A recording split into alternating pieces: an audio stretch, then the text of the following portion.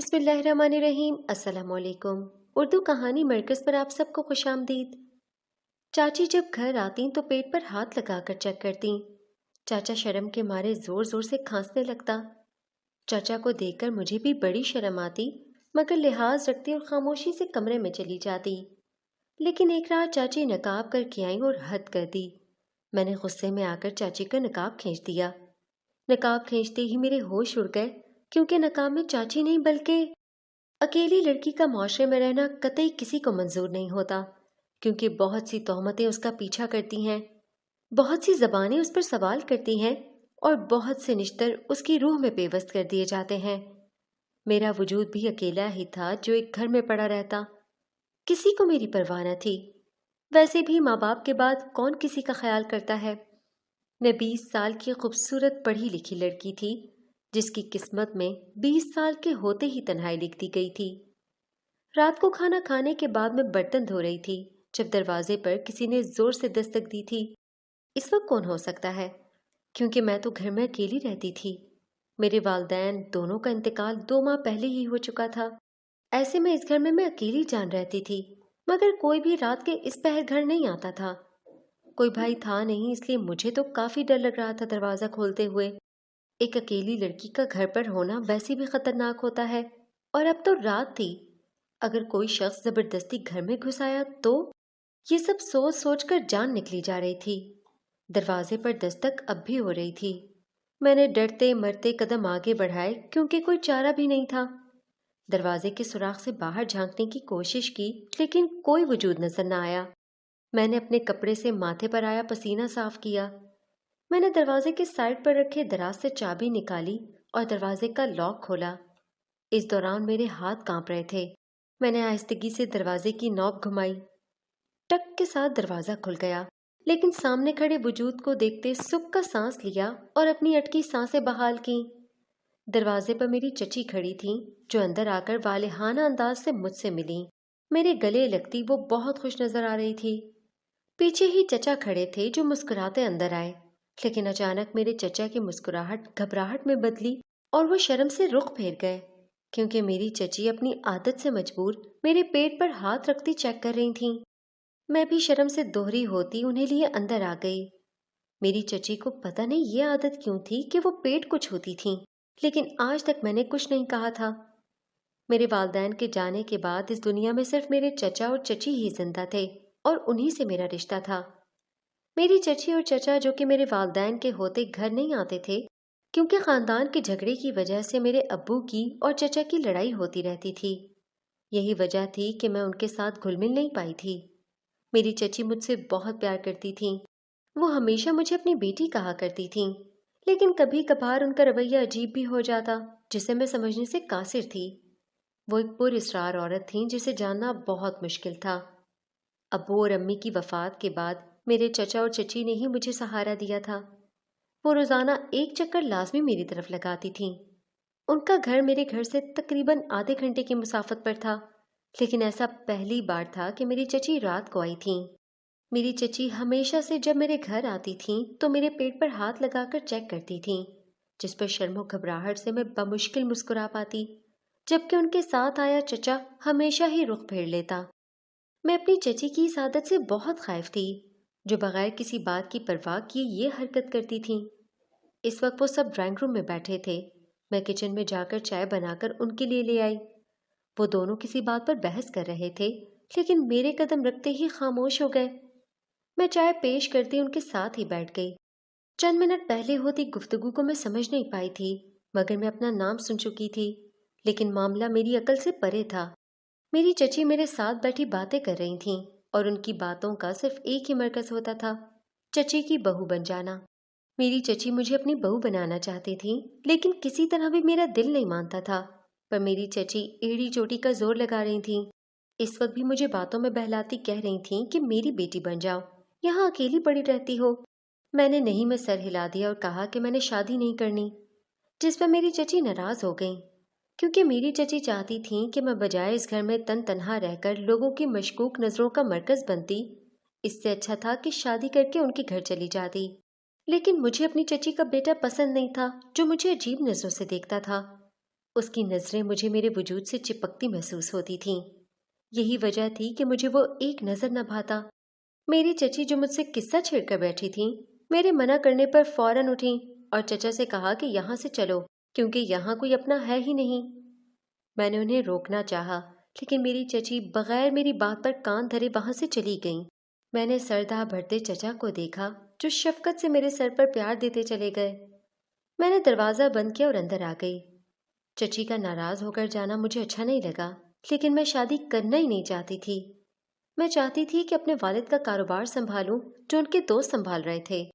میرے والد ایک امیر ترین آدمی اور کامیاب بزنس مین تھے۔ ان کے چلے جانے کے بعد سارا بوجھ مجھ پر تھا، لیکن فی الحال میں ایسی صورتحال میں نہیں تھی کہ کوئی کام سر انجام دے سکتی۔ 2 ماہ پہلے کار ایکسیڈنٹ میں ان کی موت نے مجھے نڈھال کر دیا تھا۔ صبح کو چچی کی طرف سے کال آئی تھی کیونکہ ان کے گھر میلاد تھا اور مجھے شرکت کرنے کی دعوت دی تھی۔ میں جانا نہیں چاہتی تھی کیونکہ وہاں میری ملاقات چچی کے بیٹے سے ہونی تھی، لیکن چچی کل رات ناراض ہو کر گئی تھیں۔ بس اسی لیے میں تیار ہو کر اپنی چچی کی طرف آ گئی تھی۔ میں جب چچی کے گھر گئی تو وہاں کوئی میلاد والی عورت نہیں آئی تھی اور نہ ہی کوئی محلے کی عورت موجود تھی۔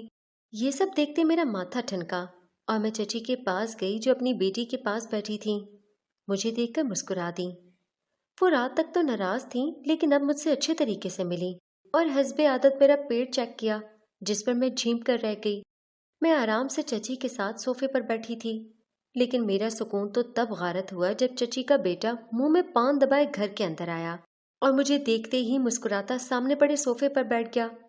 میں اس کی نظروں سے جھنجھلا رہی تھی کیونکہ وہ مجھے آنکھوں سے ہی نکل رہا تھا۔ میری چچی بڑی خوش ہو کر کہنے لگیں، تم دونوں باتیں کرو، میں کچن کا کام کر لوں۔ جبکہ چچی کے جانے کے بعد میں نے گھبراتے ارد گرد دیکھا۔ اس وقت کمرے میں کوئی اور نہ تھا، جبکہ وہ مجھے اب دیکھ کم اور گھور زیادہ رہا تھا۔ اس نے اپنے لال پان سے سرخ دانت نکالتے مجھے دیکھا اور میرا دل خراب ہونے لگا۔ میں وہاں سے اٹھتی باہر جانے لگی، لیکن اس نے پھرتی سے اٹھتے میرا بازو پکڑ لیا۔ خوف سے میری آنکھیں پھیل گئیں۔ عزت کا خوف مجھے ستانے لگا۔ اس نے پچکاری پھینکتے میری طرف دیکھا اور کہنے لگا، میری دلہن بنو گی؟ مجھے اس کی بات پر شدید غصہ آ گیا۔ میں نے پوری طاقت لگاتے اسے پیچھے دھکا دیا اور کہا کہ میں تم سے شادی کبھی نہیں کروں گی، پھر چاہے مجھے مرنا ہی کیوں نہ پڑے۔ یہ کہتے ہی میں وہاں سے نکل آئی، جبکہ وہ میرے پیچھے بڑبڑ کرتا رہا کہ وہ مجھے ہر حال میں حاصل کر کے ہی رہے گا۔ ایسی کئی دھمکیاں دے رہا تھا، لیکن میں بغیر رکے چلی گئی۔ پر مجھے یہ سنتے بھی عجب حیرت ہوئی تھی کہ چچی کے گھر کوئی میلاد نہ تھا، بلکہ وہ چاہتی تھیں کہ میں ان کے بیٹے سے بات کر لوں۔ حالانکہ وہ جانتی تھیں کہ میں ان کے بیٹے کو پسند نہیں کرتی اور وہ اپنے بیٹے کی حرکات سے بھی خوب واقف تھیں۔ میں غصے اور حیرت کی ملی جلی کیفیت کے ساتھ گھر سے نکل گئی، کیونکہ اس وقت میں صرف یہی سوچ رہی تھی کہ اگر میری چچی کا بیٹا کوئی حرکت کر دیتا تو۔ میں جانے کن رستوں پر گامزن تھی کہ اچانک سے حواس بحال کیے، کیونکہ جہاں میں پہنچ چکی تھی وہ ویران سڑک تھی۔ دور دور تک کسی زیرو کا نام و نشان نہ تھا۔ مجھے میرے پیچھے پہیوں کے چرچرانے کی آواز آئی۔ میں نے رخ موڑے پیچھے دیکھا جہاں ایک پولیس جیپ کھڑی تھی اور ایک خوبرو شخص جو پولیس یونیفارم میں ملبوس تھا جیپ سے نکلتا میرے تک آیا اور مجھ سے پوچھا کہ آپ اس سڑک پر کیا کر رہی ہیں؟ یہاں سے کسی کا گزر نہیں ہوتا۔ میں 2 پل کو گھبرا گئی کیونکہ مجھے لگا کہ وہ مجھے کوئی مشکوک لڑکی سمجھ کر اریسٹ کر لے گا، لیکن اس نے مجھ سے میرے گھر کا ایڈریس پوچھا اور کہا کہ میں چھوڑ دیتا ہوں۔